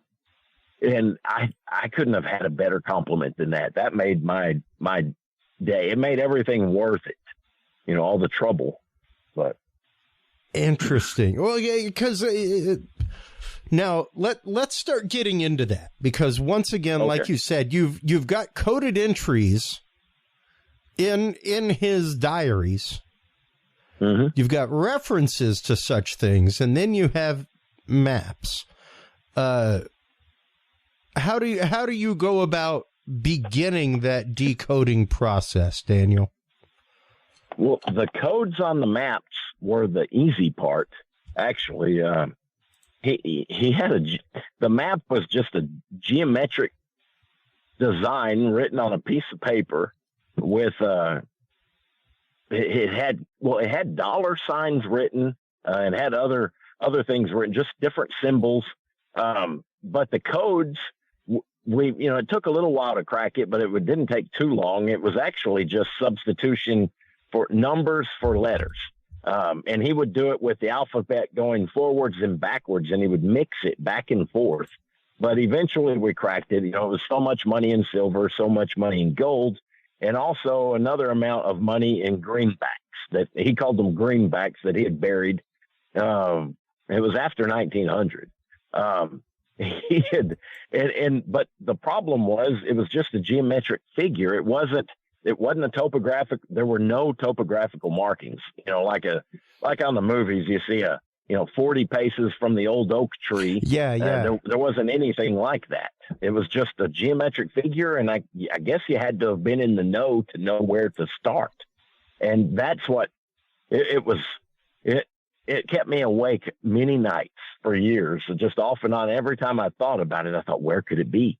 And then I came across information about the Knights of the Golden Circle. They were a pro-Confederate group, a secret society. During the Civil War, they had a template, a treasure template, and I'm kind of jumping ahead of myself. They were a secret society during the Civil War who their main goal during the war was to thwart and slow down Union troop movements any way they could. They would blow up bridges, tear up railroad tracks, all kinds of stuff. So that was their goal during the war. After the South lost the war, they remained in existence allegedly, and their main goal switched from that to gaining as much wealth as they could any way they could in order to fund a second Civil War. And, I had no reason to disbelieve this, but finding a list, there's a lot of people out there who claim, Jesse James was a member, Albert Pike, all these different people. but there's no proof. That no one has ever come up with proof that all of these alleged, and I think they do that as a way of adding legitimacy to whatever their story is. But I had, at the time I thought, okay, maybe this is true. And they had a treasure template that I'd found on treasure hunting forums and in a couple of books also. So I thought maybe the template works. And I got, I started researching it. It actually did work, but I found later it wasn't a Knights of the Golden Circle template. It was a Masonic template. And I'm cutting this real short. I'm trying to figure out the best way to explain it. The Masonic template, it came into existence long ago, and I still to this day don't know exactly who it was who designed the template. But you can find the same design on like the Temple Church in London on an old Knights Templar monastery. There's the western door in London on the Temple Church has the template, the treasure template on the door. It's a wooden door with wrought iron designs on it. And the design matches the template, and there's a lot. I'm sorry about that. I'm getting tongue tied. That's okay. There's a lot more examples of that. But when I found out about the template, I thought, okay, Knights of the Golden Circle. I have no reason to doubt that Jesse would have been in it. He fought for the South, although he was a guerrilla. And the reason he fought was most likely not political. He was 14 when he started fighting, and it was mainly for revenge. Guys from Kansas rode onto his farm. They beat him severely, broke his jaw, all kinds of stuff. They pushed his pregnant mother around and hung his stepfather. They didn't kill the stepfather, but he had brain damage from then on, and that was Dr. Reuben Samuel. These atrocities hit people, and I can see a 14-year-old boy who in his day, it was a rough area. It was the edge of the Western frontier. Yeah. And you had to, there's a lot of rough stuff going on. When that happens, I could see why he wanted revenge. He tried to join the Confederate Army so that he could get revenge. He was too young. They turned him away. And Quantrill's guerrillas accepted him, and that's where he got his start during the war. Yeah. But I'm trying to tie this back into the template. I think it ties in very well to the template whenever you're talking about his guerrilla work and literally the stated purpose of the Knights of the Golden Circle. Exactly. Their work was exactly the same. It was guerrilla shadow work, going out and blowing up train tracks, holding up trains, robbing. It was kind of like robbing Union supply lines. Things like that. It was almost like a Confederate special forces. Yeah. And that he excelled at that. He was very good at what he did. All the guerrillas were. And then after the war, they were the only groups that weren't granted amnesty like the rest of the Confederacy. So they were outlaws. If you've ever seen the movie The Outlaw Josie Wells, that's a very good description of, they were hunted down like dogs and killed. So I guess he had two choices, in my opinion. He could have left the country and moved somewhere else, just completely left, or he had to stay and fight. He chose the latter, and he fought, and they started robbing banks. But it tied in, I think it was more than just robbing banks, and it wasn't for their own gain. It was for some purpose. And I thought, okay, that sounds just like the Knights of the Golden Circle. But this template, I started researching, and I'm getting ahead of myself, but it's all right. Back to the treasure map that passed down. I'd seen that treasure, I'd seen the map. I didn't know where. I knew it was somewhere around his house in Blevins, Texas, but I wasn't sure where. So a few years later, and this all happened over many years, we met Wagner Carr. He was a former attorney general for the state of Texas. He contacted my mother, and Wagner Carr, by the way, was friends with LBJ, and he was also on the part of the Warren Commission. Who investigated the assassination of Kennedy. I never get into that area. I don't want to know. That's not part of my story, but it was an item of interest I like to bring up. Wagner Carr was also interested in Jesse James and the gold, and he contacted my mother. They became friends over a year, 2 years, They started talking all the time. He wanted her to write his autobiography, but she was busy writing one of her other books. I think it was her second book. But he had his driver. He sent his driver out to pick my mother and I up and show us where several of the other known treasures were that were recovered by the state of Texas. Wow! According to Wagner Carr and his driver, while they were being recovered, they were guarded by Texas Rangers. And I had no reason to doubt that. I know there was a treasure dig back in the 70s in Waco, and it was surrounded by Texas Rangers. So I asked him where the treasure went. He never would answer that question. But they showed us the locations where these treasures were. And I thought, okay, now I've got 3 locations that, according to Wagner Carr and his driver, and then I know where Jesse lived in Blevins. I got the template, turned it into a transparency, put it on Google Earth, and everything lined up with the template where all the treasures were located. In the meantime, we also were contacted by a man named George Roming. He was a former World War II vet, 32nd degree Scottish Rite Freemason. And when he was a kid, he knew Jesse when Jesse was old. Jesse died in 1943. George was, I think he was 86 in 2005, around that time when he passed away. I can't remember the exact year George passed. But when he was a child, he was around 10 to 11 years old. Jesse swore him to an oath, him and 2 other boys, and hired George to help him move 700 bars of gold from Blevins, Texas, out near Belton, Texas. And he swore him to an oath. George kept the oath. He said after World War II, the old men were dead. They met. He helped Jesse with the gold. They drove about 20 miles away towards Belton, Texas, near where the lake is, which is now on Fort Hood property. They delivered the gold, buried the gold 8 foot deep, and that was it. They'd all sworn oath to secrecy.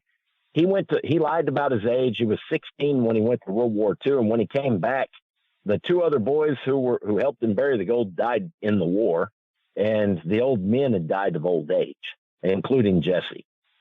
So he said he kept the secret, and he was out in El Paso, called my mother and I to go visit him in the hospital, and he drew a map out for us, told us right where it was. So we went to look for it, and it's on Fort Hood's properties. I told him I wasn't hopping a fence onto a military base looking for anything. So he just kind of shook his head, and that was that. That's yeah. I don't want to end up in no telling where that would You don't jump fences in Texas, much less Exactly. military fences. It's a good way to get shot. Either way, it's a good way to get shot. Yeah. So, but the good thing is, with George's location and Wagner Carr's locations that the places he showed us, or his driver, everything matched on the template perfectly. So I had the template. I thought, okay, this shows where all the other locations are on that template. Each template has 33 locations. And then I got curious. I started wondering if it tied in with any other legends. So I was playing with the template, and I left the one template where it was on Google Earth. And then I placed another one next to it in all sides of it, and it makes a grid pattern. And I kept going. Every place it went, there were a lot of places where it ties in with old treasure legends, including, this took forever. It wasn't overnight by any means, but it lines up with the Los Lunas Decalogue Stone in New Mexico, which has ancient Jewish writing that the Indians claim was there before they were there. Oh, wow. It lines up with Scott Wolter's the rune stone up in Kensington, which Scott Wolter has written about. Mm-hmm. It lines up with Oak Island area. Also, the Newport Tower in Rhode Island. There's a lot of treasure areas where it lines up. And I thought, this is amazing. It's not just treasure sites. It's also areas of historical interest and mysterious areas like the Los Lunas Decalogue stuff. Well, and things like, once again, Oak Island and the Newport Castle. Because Newport Castle specifically, I was telling you before the show, David S. Brody, we have him on the show regularly. He has a series about Newport Castle.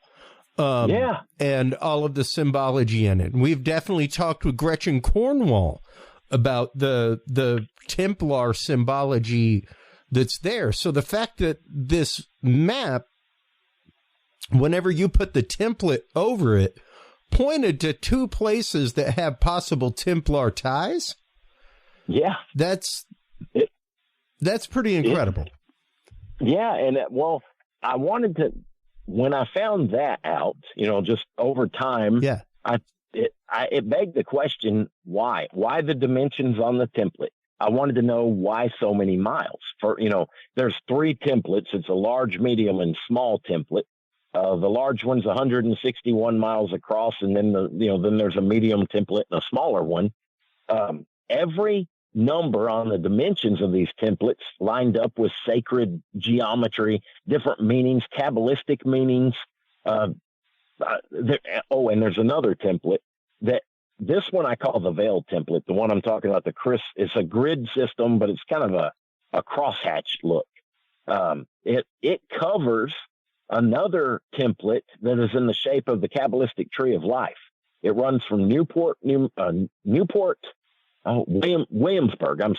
Williamsburg, Virginia, at all near the Bruton Parish vault, which is that's a church actually, but there's a vault found by Manly Palmer Hall's wife. Manly Palmer Hall was a famous 33rd degree Mason, and a lot of people claim the father of the New Age thought. I'm showing his that wife, Marie Bauer Hall. Showing that map on screen right now. Okay. Marie Bauer Hall was his wife. I believe it was her second husband was Manly Palmer Hall. Anyway, she had discovered through the writings of Shakespeare, she found encrypted messages. She claimed that Shakespeare was their patsy, basically. Sir Francis Bacon, in her opinion, was the real Shakespeare. There's a lot of other people who claim that it was actually Sir Francis Bacon and some of his peers. But either way, she found encrypted writings and symbols in various works from Shakespeare and another guy. I can't remember the name of John Wither, I believe is his name, which led her to Williamsburg, Virginia, specifically the Bruton Parish Church. She said she found the original foundations of this church, which weren't, it was near, but it wasn't the same church building that's there now. People said she was wrong. She didn't know what she's talking about. She proved them wrong. She unearthed the original foundations and proved them wrong. And she found it through the writings, the codes that she deciphered, and anagrams on fake headstones in the cemetery there in Williamsburg, Virginia. And then she went further and claimed that it led to a vault 22 feet beneath the original church where the altar was, and that the vault contained information that would shake the foundations of accepted history, world history. And they would not let her. At first, she was granted permission to dig, and then almost instantly, right after she was granted permission, somebody shut it down. They put her in jail for a short time in Williamsburg, and then ran her out of town, told her, don't come back. Wow. And that's that. She claimed, and I've heard other people just reading it, they said the Rockefellers bought most of the town. They don't own Bruton Church, but they control the board of directors for the church. And that's just it. According to her, that's what put a stop to all of that. But the template I'm talking about in the Tree of Life shape runs from Williamsburg, Virginia at the Bruton Parish Church to Victoria Peak, New Mexico, which was a treasure was found in the 30s, late 30s. Back then it amounted in the 30s and 40s, it amounted to over $3 billion in gold. And that was back then when gold was $32 an ounce, roughly. So wow. I don't know what it would be worth today. That treasure is also mentioned in the Watergate hearings. So you know it's got legs on that story. If it's mentioned in the Watergate hearings, and LBJ also had interest in it as well. And shortly after that treasure came to light, White Sands Missile Range extended their range, which encompassed Victoria Peak, where the treasure was found. Yeah. And there's also documentaries on that. But to make a long story short, you've got the Tree of Life, and I thought, well, why are there two templates? Why is there a grid system? And then in addition to that, there's a tree of life, which led me to Kabbalah and a lot of other esoteric traditions. I guess, well, when you're researching the tree of life just for spirituality reasons, accompanying that is another, it's called the 3 veils of negative existence. And that's where the grid system comes in. It's a large, medium, and small. It's three veils or grids, and they overlay the tree of life. And it tied in perfectly. I explain it in more detail in my book. But at first I wondered, did I just stumble on another treasure template that has nothing to do with the original? And then I found out later they tie in perfectly. It all Wow. deals with Freemasonry, the Knights Templar, and Kabbalah, and also Middle Eastern mysticism. I hope I'm not rambling. I feel like I'm rambling when I'm talking about this. You are not rambling whatsoever. Especially for my audience who is used to this fractal concept of because literally you have to learn to be able to see the strands and the web, so to speak, the forest and the trees, as well as the path amongst it, you know. I've always had a hard time. It's trying to condense, 20, 25 years of research into just a short time. It's even hard condensing it into a book sometimes. But on top of, so I discovered the dimensions, the meanings behind them, Kabbalistic and esoteric meanings behind all these various dimensions of the treasures, the treasure template. And I wanted to know who, the next question is who, what, when, where, and why. I wanted to know who was responsible for it. And all my research tied in with Freemasons, and then back to, I wanted to know who came up with the template. And that was just a burning question with me. And Jesse played a big part. He played he was an important part in his day, but in the scheme of things, after I concluded the research, he was just a small part of a giant machine. There were other outlaws, pirates. Jean Lafitte. Oh yeah, he was part of it. Doing the research, it went back through Freemasonry to some of the founding fathers, past them all the way back to Sir Francis Bacon. And when I came to him, I thought, okay, this guy was known as the father of modern day Freemasonry. And I was satisfied for a few days, and then I realized John Dee, the famous alchemist, and the guy was a spy. He was the original 007. Just all kinds of that guy was amazing.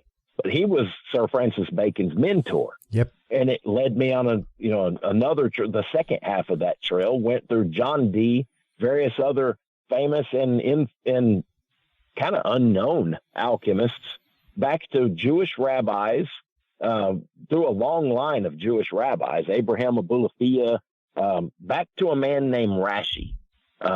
He was a Jewish rabbi, famous Jewish rabbi. They called him Rashi. He was the favored court guest of Hugh, the Count of Champagne. And that was one of the founders of the Knights Templar. And I thought, I finally found my answer. And that when I found that, I was satisfied with who started this. It all stemmed from Kabbalah and other esoteric mindsets and thinking throughout the ages. Yeah. And it's interesting because whenever we talked with Kathleen Ball about her work with the Knights Templar in Brazil, things like that, whenever we've talked with Gretchen Cornwall, even Graham Phillips about his work into the Templars, it all traces back to esoteric teachings. It does. And they used the sacred geometry in their building. They used that same symbology all over the place in their stained glass work, in all kinds of artwork. So it literally is a symbologic code that is around for identification for the initiated. You yourself are a Freemason. Yes. There's very much the same thing with them Freemasonry, where if you walk around local buildings, especially in older towns, you'll see all kinds of Masonic symbolism. You just have to know what it means. Exactly. In fact, before I left Marshall, Texas yesterday, but before last Saturday, I was in Jefferson, Texas, right up the road from Marshall, and I was on the courthouse steps looking at the windows on the courthouse, and that a lot of courthouses around the country, especially here in Texas, but everywhere, they have what it looks like just a nice little design in the windows, but it's symbolic of the stone of foundation. There's a lot of meaning. Yeah. And if you don't know, I mean, a lot of that's not secret knowledge. It was at one time, but now you can go online or read some books find out a lot about that. It's just interesting. And most people walk by not knowing, not even thinking about it. One of my favorite places in the country is the museum in Lexington, Massachusetts. They have an entire Masonic wing. And I'd love to go to that. It is phenomenal. I mean, like huge stained glass Masonic pieces. You walk in, they've got the original lithographs of like George Washington in his Masonic garb, all kinds of things. And it really does break down quite a bit of at least the public symbology that's there. That is, like you said, at this point, pretty well known. At one point, it was all very anathema secret, things like that. But as anybody would say, they are a society with secrets, not a secret society. That's exactly right. Everybody pretty well knows about them, so they aren't secret. That's true. like they got buildings and signs as you come into town, like welcoming you. Yeah. So they aren't secret. And they adopt highways for highway cleanup. But it's interesting to see that you were not a Mason when you began this work, when you began this research. You weren't a Mason through familial line or something like that, where like your father was a Mason. So, because he went to meetings on Wednesday night, sounds like something you should do. This research brought you to that point of discovery within yourself. That's exactly right. I know Jesse was a Mason under his alias anyway, and I believe he was also an alias. I believe it was not an alias. I believe Jesse was also a Mason before he lived under his alias, as Jesse. But he was a Mason. I know one of his sons became a Mason. One of his grandsons, my grandfather was a Mason, but my dad wasn't. My research is exactly what led me to that. I wanted, just searching for more answers and reading about Albert Pike. He's often demonized by a lot of people. I don't believe he was a bad person at all, personally. But he had written in some of his writings, he had said the beautiful thing about symbols is they have multiple meanings. Yeah. And, the initiate can know one meaning, but he doesn't know the rest of them until you go through the steps, and then you start learning multiple meanings for a lot of different symbols. Yeah. Yeah.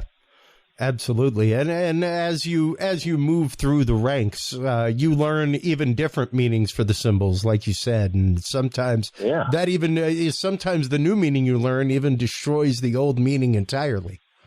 Exactly. What you thought was truth at one point turns out to not have been truth at all, but it was a necessary step to lead you towards the truth. That small point of revelation was what opened the keyhole to the door. Exactly. And it really is. It's interesting. I've considered numerous times trying to find a Masonic chapter to join, because it really is, when it comes down to it, that search for truth, that search for light, that point of discovery of not only self, but where the self lies within the whole. not just within you, but within the world around you. So now, with you being a Mason, with Jesse being a Mason, with, like you said, the Mason telling you that you've really got something here. It seems as though, or not the Mason, but the Knights Templar, the head of the Knights Templar, saying that it really seems like you've got what would be an accounting of the Templar treasure, or at least part of the Templar treasure. What was known to have been held by the Templars at one point. With that in play, with you being a Mason, any warnings from up on high, Daniel? No? None from any Masons. Okay. My late mother and I were warned, but it wasn't by Freemasons. I could take that back. Actually, we've been warned by a couple of people, but before, let me do this chronologically. Please.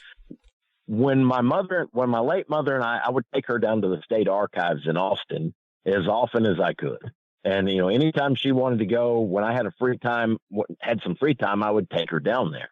And every time we went, there was a period where we were there at least once a week. And two men followed this. We started noticing every time we were there, these same two men were there, and they were always watching us, but didn't. Yeah, that's not for some reason we thought, well, maybe it was a coincidence. We didn't really think a lot about it. Yeah. Until one day we walked into the archives, went to sign our names, and the librarian, who we've got to know very well, he told us, "Don't sign that." And Mom said, "Why? You've told us to sign this every time in the past." He said, "They're watching. Don't sign it." And we both looked at each other like, "Who's what the hell? watching? Who's watching?" And he said nothing. He just turned around and went and sat down. He said, "Just don't sign it." So we didn't sign it. And we walked in, and those same two men who had watched us in the past came up. They approached. They came to our table, and they eventually. One man was a former Dallas police officer. His name was Jay Harrison. I'll just go ahead and say it. He's passed away. Okay. He was a Dallas police officer a couple of blocks away from JFK's assassination. And again, I don't like getting into that area. I don't think my story ties in with that. And if it did, I wouldn't want to know. So, yeah. There's too many other things I'm interested in, but he wasn't a real nice guy, but he was kind of like a funny. He spoke in riddles. He never said anything straight out. It's like everything he said was a riddle, and he wasn't really friendly, but he wasn't mean either, not overtly mean. But his partner was a researcher for the Texas State Bar. But the first time we met him, his partner said that he was a house painter. And I thought, okay, you're a house painter. I don't know why you're following us around all the time, but they warned us not to mention any names that tied in with the Texas power structure. And my mother and I, we were so naive at the time. It was like, well, who's the Texas power structure? And they both just kind of smiled and laughed a little and said, "You'll find out." And no one from that day forth has ever come to us and said, "We're part of the Texas power structure." So we've never really found out, exactly. We have theories, but so he warned us on that. And then he took us out to a graveyard and showed us some names in the Texas State Cemetery, but he never said why he was showing us these certain headstones. To this day, I have no clue what he was getting at. But he'd warned us. He said, "You don't want to mess with the Texas power structure." And that's all he said. So he died of cancer. The other guy, we found out later, was a researcher for the Texas State Bar.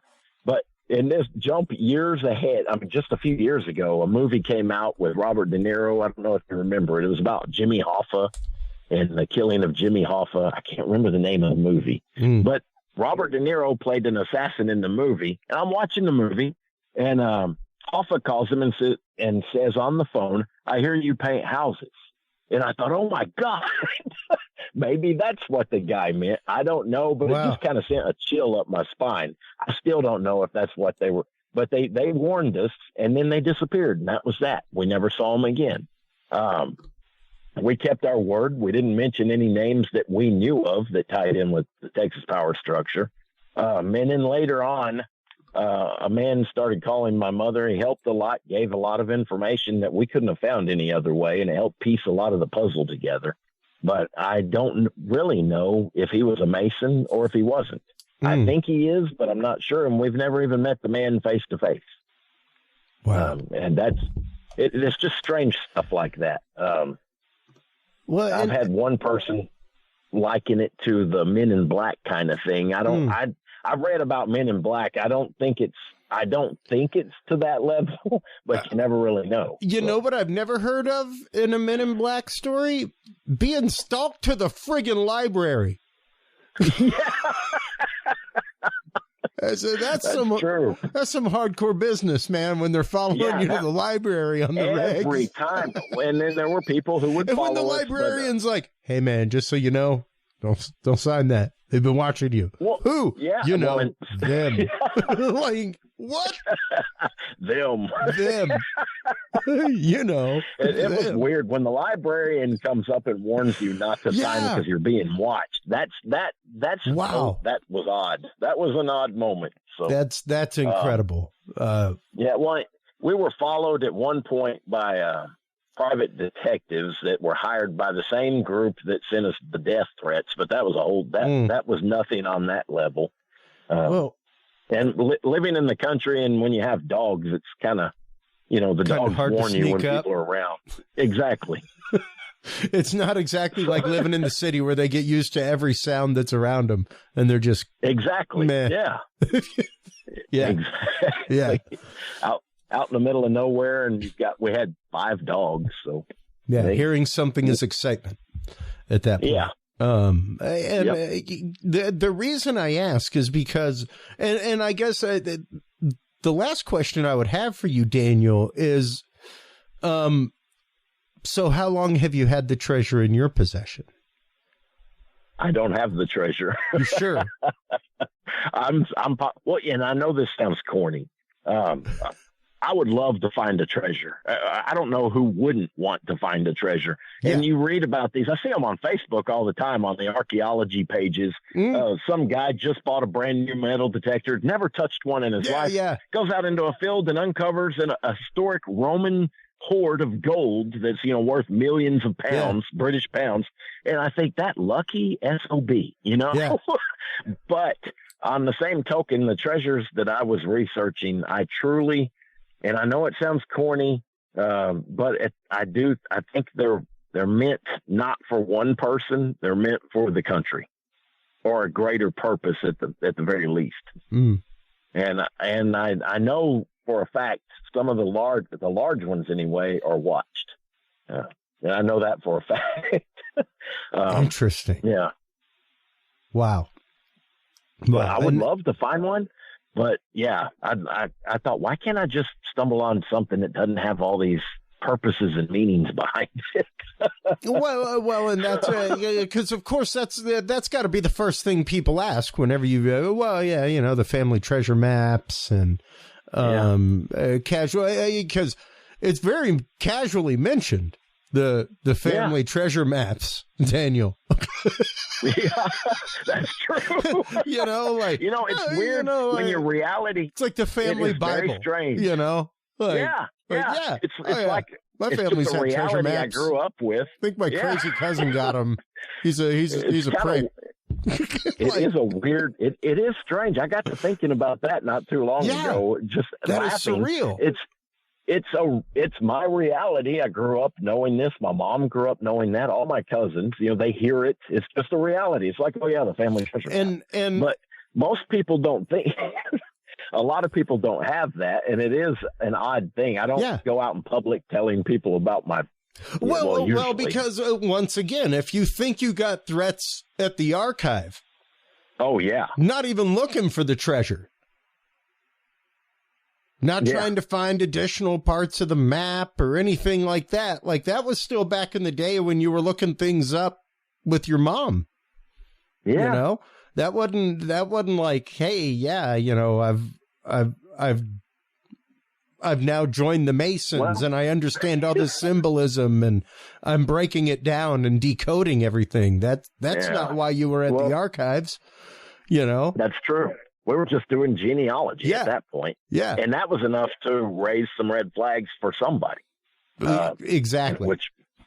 And I was also told, mentioning that, talking about treasure and stuff, I have a friend in the UK.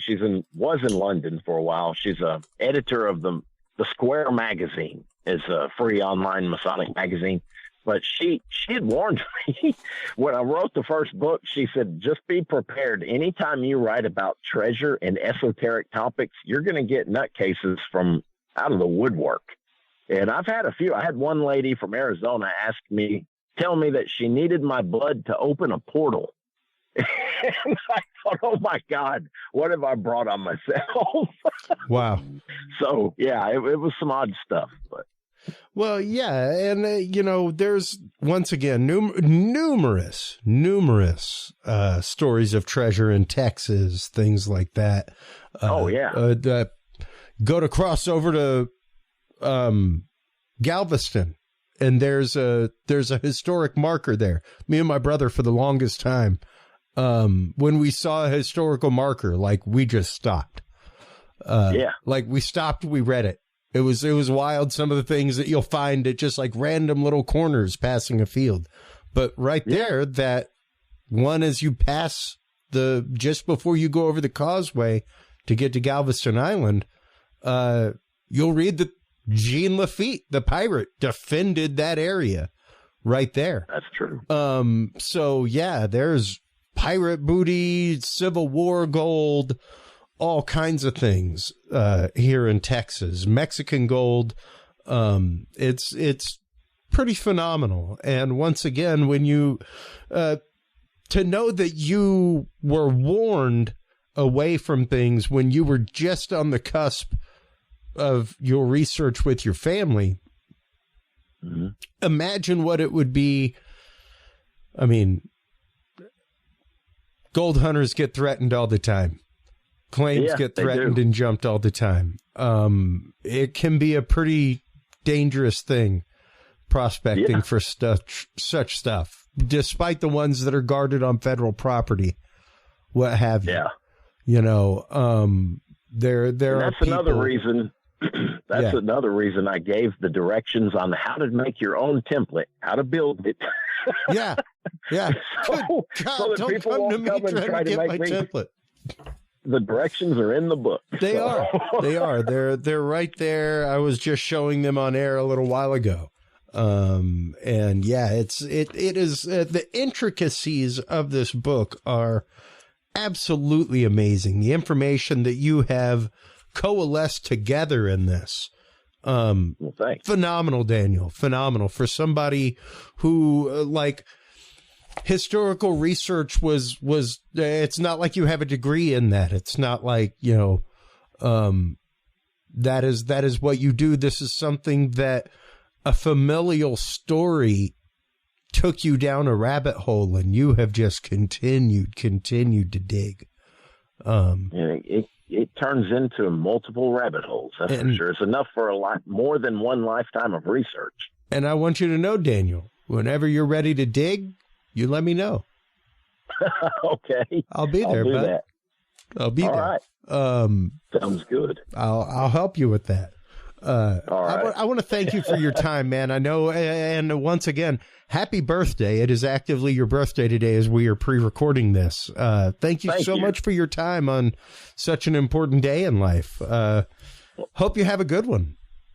Thanks a lot. I appreciate it. And it's an honor being on your show, and thanks for having me. Always glad to have you on. I'm glad to have you on for a second time. We had a great time the first time around, and now that you're here locally, we definitely need to get together soon. Before you hop off the air real quick, let everybody know where they can go to follow your work, where they can go other than our store, of course, to pick up your books, everything else. Well, the books are available anywhere books are sold. Barnes & Noble, Amazon, Books A Million, basically anywhere books are sold in most countries around the globe. you can go to my website, authordanielduke.com. You can find me on Twitter, Facebook, Instagram, and my publisher's website is innertraditions.com. And you can also go to simonandschuster.com and find the books there as well. Fantastic. Daniel, thank you so much once again for your time. I greatly appreciate it. Please do hold the line while we close things out for the audience. While you are online checking out all of the amazing work of Daniel Duke over at the author danielduke.com. Of course, folks, make sure to stop on by curiousrealm.com. Curious Realm is where you can find our store, curiousrealm.com/store. There are his books right there. That's where we have all the books from our authors. That's where we have films by the filmmakers that we interview. You can also go by curiousrealm.com/story and share your story of the paranormal. If you are a targeted individual, if you're a government whistleblower, stop on by, share your story and your evidence with us, and we will present it to our researchers whenever we have them on the show. Thank you so much once again, everybody, for tuning in as always. Take care of yourselves, take care of each other, and remember, stay curious. We'll talk to you soon. Bye-bye. Thank you for tuning in to this episode of The Curious Realm. Stay tuned for more guests, forbidden topics, and hidden truths. Download the official Curious Realm app and view the Knowledge Vault on our website, curiousrealm.com. Follow us on social media by searching Curious Realm. Curious Realm is available on your favorite podcast services, as well as YouTube, Roku, Amazon Fire, and Apple TV through the APR TV app, available on all app markets. Curious Realm is a proud member of the HC Universal Network family of podcasts. For more great content or to become a sponsor of Curious Realm or other podcasts, visit hcuniversalnetwork.com today. Thanks for listening. Stay curious. And remember, the other side is always watching.